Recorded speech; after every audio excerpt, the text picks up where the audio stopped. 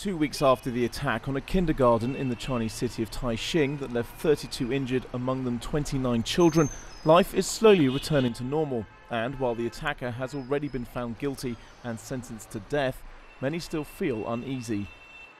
The death penalty is a good thing. What would people have said if he hadn't received it? When a man is attacking innocent children, there's something seriously wrong. As far as I'm concerned, the government's not telling us how they're dealing with the situation. There's been very little information on this in the press.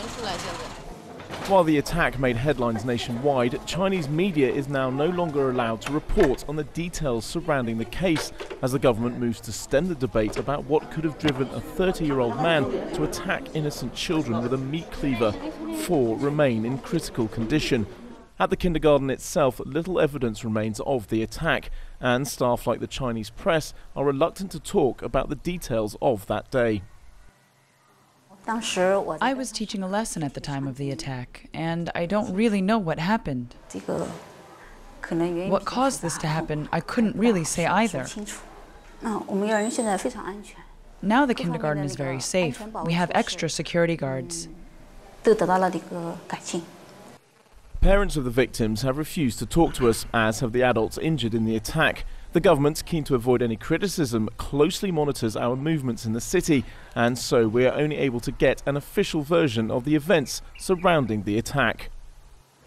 The perpetrator of the attack was not a madman.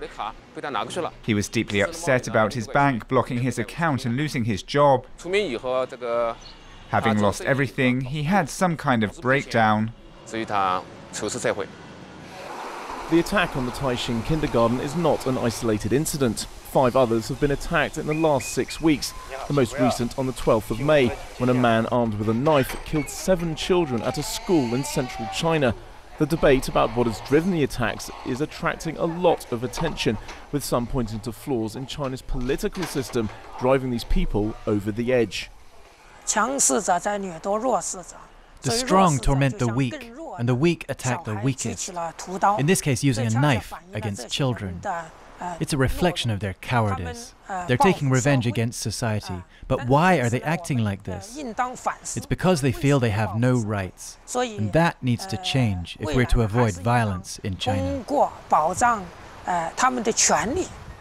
The problem in the search for answers is that there simply isn't enough information being given by authorities, wary of links being made between the attacks and social and political issues faced by people here.